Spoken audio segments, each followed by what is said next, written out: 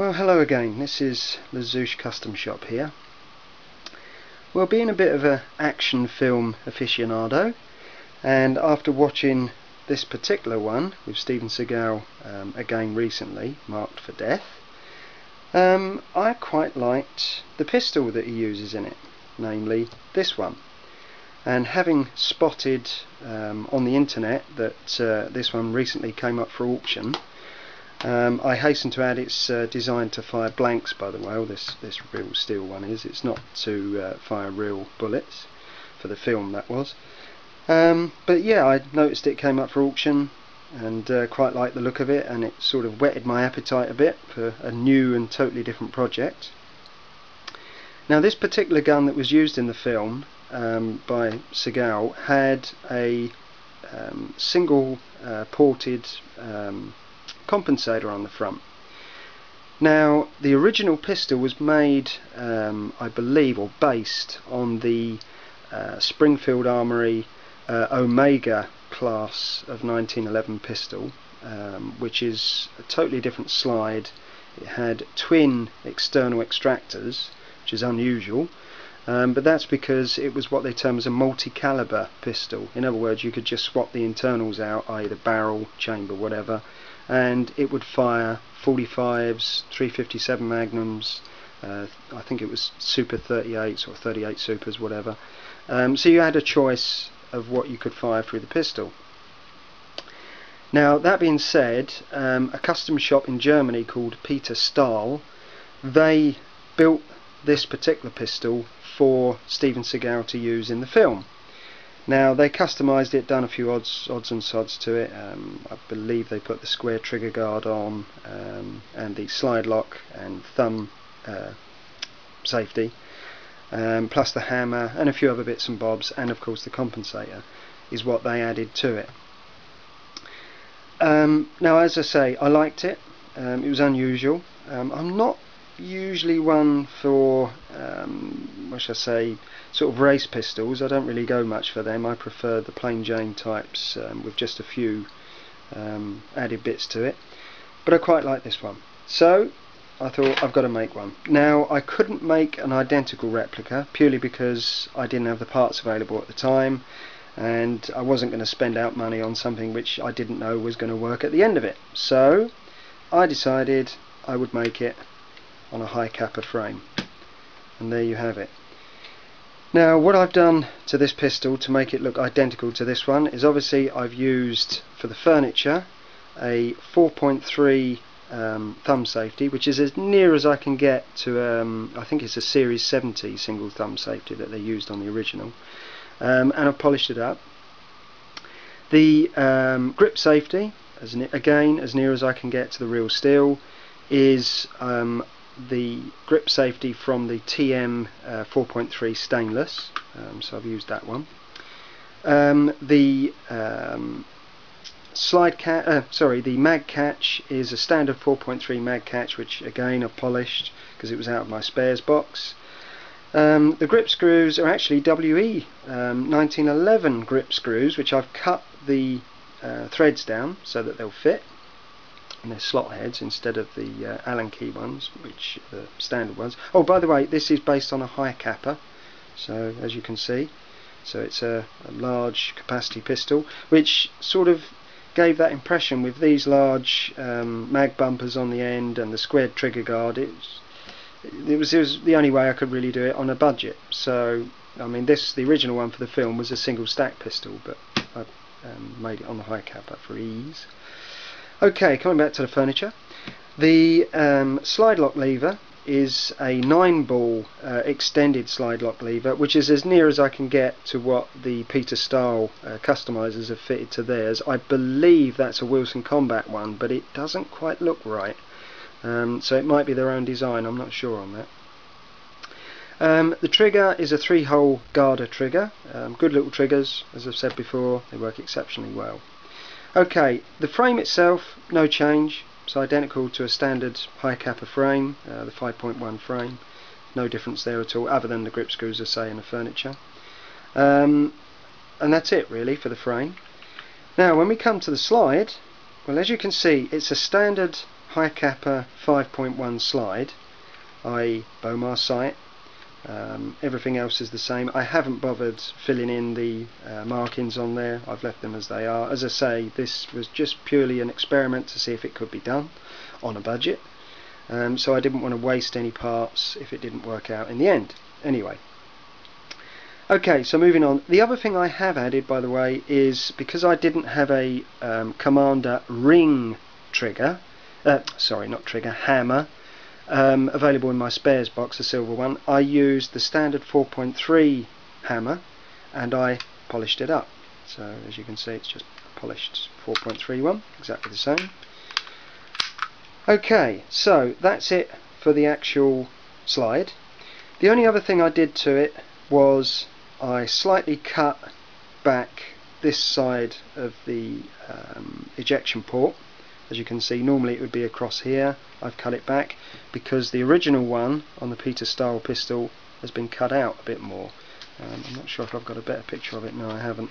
But it's actually cut out more on that side. I don't know why. For some, well, I do know why actually. It's because they used a square chambered back end to the barrel, which I can't do because I haven't got a square chambered one. So I've just used a standard MEU inner barrel, sorry, outer barrel, which I've painted silver. Now then, what I've done is, because it's got a compensator on the front, which I'll come to in a minute, all I've done is I've taken a standard 5.1 outer barrel and joined it to the back end of an MEU barrel. And obviously my spares box only had a black one, so I've painted it silver, but that's what I've done. So it's exactly the same sort of principle that I did on the AMT hardballer, which is I literally just slotted one inside the other. So you can't really see it at the moment, but it's in there. So yeah, I just super glued it and glued it in place. Didn't actually need any filler in the end. It filled okay as it was. So that's the outer barrel. The inner barrel is a I believe it's a PDI barrel. I don't normally use them, but I had one in my spares box, so I thought I'd use it, that a friend gave to me. So I've since used it, as you can see. So it's not the standard brass inner barrel, it's a PDI tight bore. I think it's a 6.03, I don't think it's a 6.1 or anything like that. Okay, the other thing I did to the slide, as you can see, is put a blanking piece in for where the front sight would go, because on the real steel pistol the front sight is actually on the compensator itself. I don't think you can really see it that well there, but you might just be able to make it out. So I've done the same. It's quite a bland looking sort of front sight, nothing special, just literally an upright metal sight, foresight, and that's it. So I did the same to mine. It's an upright piece of plastic. It's quite a thin piece of plastic, but all it was tapped and dyed into there. Well, not tapped and dyed, but pinned in with super glue. And this actual front compensator piece is actually front section off of an old slide which I had knocking about, which I'd damaged the rear on where the sight used to be. I damaged it, so it wasn't of any use. So I cut the front section off, shaped it so it's exactly the same as the one on the real gun, i.e. it's sloped at the front. And I don't know if you can see, but I drilled and tapped and put grub screws into an extended, and this is a homemade extended guide rod, which I managed to get from a chap that I know who had some steel rod handy. So I asked him for some and he gave me some, and that's how I made them up. I've got about 2 or 3 of them, I think, that I've made up with varying different lengths. The other end of the guide rod I've put a washer on the end, so it looks identical in diameter and everything to a standard guide rod that you usually see on pistols. But as I say, this one was homemade because it had to be for the correct length. So yes, as I say, that was drilled and tapped with Allen key grub screws straight into the guide rod. So the only thing that's holding that compensator on is that guide rod and the 2 screws, the 2 grub screws. That's it. As you can see, there was a slight hiccup where I tried to drill 3 of them in there to give it a bit more stability, but that was before I realised that should have been sloped. So there's a slight bit of a cock up there, but as I say, it was just from the spares box and it was just to see whether it would work or not. Now the outer barrel obviously being longer, it copes with the fact that when the barrel drops and goes back slightly, if you put a standard 5.1 barrel in, it will just drop out the end of the compensator and the compensator will twist around. So that's no good, because the only thing, as I say, that's holding that on is those two grub screws. So it's not very stable, it's just loose on the end, which is the same for all compensators. So even if you buy a metal one, it's going to be exactly the same. So there you go. So as I say, it's made from a front of a standard 5.1 slide, cut down, shaped and everything else. The guide rod plug that's in there is actually a 4.3 one that's been cut down to fit, so that this guide rod will fit inside it. I've had to sleeve it with a piece of copper tubing just to take up the loose gap that you can see in there. I think you can just see the copper is beginning to flake off the black paint. So yeah, so I've had to use that in order to make that nice and tight in there. And as I say, it seems to work okay. Well, I know it works because I've since used this in game. In fact, it was used yesterday in game, and it works really, really well. Exceptionally accurate, although I put that down to the, yeah, I didn't show you that as well, but I think you can just about, no maybe not, but there's a 9-ball hot rubber in there, the purple one. As I say, I swear by them, they're very, very good. So yes, it's got a 9-ball hot rubber in, and with the PDI tight ball barrel, really, really accurate. With the additional extra inch of length in barrel, this thing, as I say, it's exactly the same as my AMT hardballer. For accuracy, just that extra inch, and putting the 9-ball hot rubber in and a tight ball barrel in a barrel really does help for accuracy. I mean, it really, really does. I've noticed a hell of a difference. So from a standard 5.1 pistol to this, it's made all the difference. It really has. So if you want an accurate pistol, go for a longer barrel. Even if you don't put a compensator on the front, even if you just had a silencer on there, a fake silencer or something like that, having that longer barrel length, yes, it really does stabilise the shots. So it really does work. Anyway, yes, coming back to the pistol. So there you go. So the compensator I made up myself and fitted. It works very, very well, doesn't jam. It's quite, I mean, it's a little bit loose, but it's not too bad. The other thing that was worrying me, coming back to the foresight, was it being loose like that. I thought it's not going to be accurate, it's always going to be twisting to one side or the other. But funnily enough, I don't know if this will show it actually, but I push the, see, it doesn't move hardly at all. You've got quite a good sight picture there with the Bomar. So it works quite well. And let's face it, 9 times out of 10 you're never having enough time in a skirmish to aim your sights exactly where you want them to at a running target. So as long as you get that foresight and the front of your gun pointing in the rough direction of where you want it to aim, then you're bound to hit that person within reason. Well, coming back to accuracy of this extra long barrel, it really does help. I mean, aiming in the rough direction, pull the trigger, and I was practically guaranteed a hit. So this has really excelled itself in its first game. It really has. And as a, well, let's face it, a Bitzer pistol, it worked exceptionally well. Yeah, I can't say it didn't. It worked brilliantly. As I say, it was just purely out the spares box, nothing major.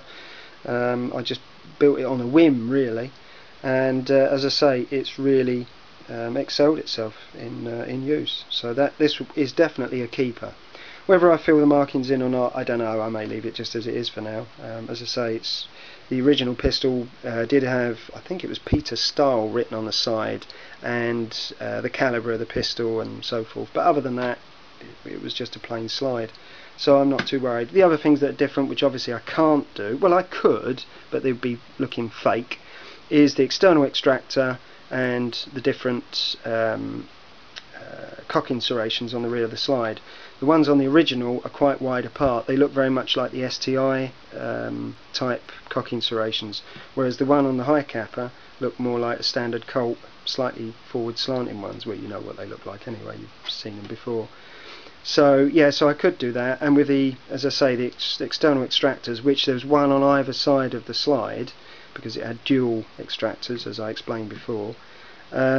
the only way I could do that, I suppose, is to use my Dremel, grind out a small groove in the side of the slide either side, and glue in a piece of either, I don't know, tin or aluminium or something like that, just to make it look like that there's an external extractor there, which I could do, but I don't really want to. It's not worth it. It was only, as I say, just done on a whim to look like the gun. So there you go. So as I say, it was a good little project. I thoroughly enjoyed making it. As I say, I'm not into race guns usually, but this one caught my eye considering the film that it was used in. So yeah, I thought I'd give it a go. Gave it a go. It works brilliantly, and yeah, I love it. And I've only used it in game once, but yeah, it works exceptionally well. It's got rather an unusual sort of sound to her. She don't fire with the usual thwack that you get with coming from the slide that you get on a normal high capper. In fact, it sounds a bit sort of rattly, really. I presume that's down to the compensator and the extended guide rod. But other than that, she works fine. As I say, she's accurate. She's meagre on gas. I was using either 4.3 or standard high capper mags with no upgrades, nothing like that, and she was working fine. I should imagine I was getting about 295 to 300 feet per second out of her yesterday, because it was exceptionally hot weather. I think it was around about 23, 24 degrees, something like that, we was experiencing at the site that I play at. So yeah, so she's done very, very well actually. And that was on standard Abbey Ultra gas, not on green gas that I normally use. I think if I'd used green gas yesterday, it might have blown the pistol apart. I doubt it, but it may have, because of the excessively high temperature. So yeah, so I stuck with the Ultra gas, Abbey Ultra gas, and as I say, she worked lovely. So there you go. So another little project under my belt. As I say, I may make other compensators in the future. This was done as an experiment for a possible upcoming gun, and it will be in the future. I've actually drawn up a list of what I need. As you can see, what the gun is going to be. It's going to be the Punisher 1911. Whether I actually make this or not, I don't know. It's coming up with funds at the moment, which as we all know, are never easy to come by. So as soon as I get my funds together, then I'll most probably make the Punisher as one of my next projects. So as I say, the compensator design that was done for this was purely done as an experiment to see if it would work. It does. It works very, very well indeed, and as I say, I enjoyed making it. So there you go. So that's another project under my belt for Lazouche Custom Shop, and well, good luck if you try it yourself. It's a good little project. As I say, you'll have to make up your own guide rod, because you can't actually buy those off the shelf. Well, you can, I suppose. You can get 6-inch ones, I think, out there, but they all cost money. So as I say, it's up to you whether you've got the funds available. Okay, this is Lazouche Custom Shop, signing off.